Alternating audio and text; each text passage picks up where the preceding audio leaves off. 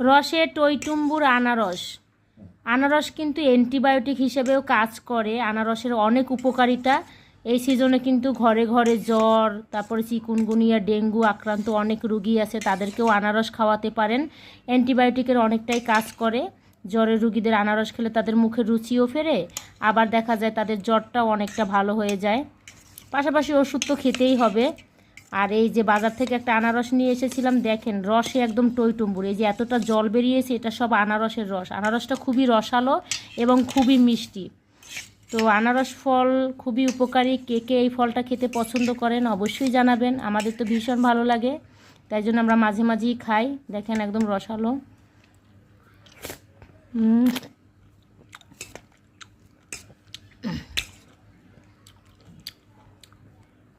কী আর বলবো, মানে যেরকম মিষ্টি সেরকম রসালো, অনেক সুস্বাদু একটি ফল। সবাই ভালো থাকেন, সুস্থ থাকেন, বেশি বেশি আনারস খান। Bye bye.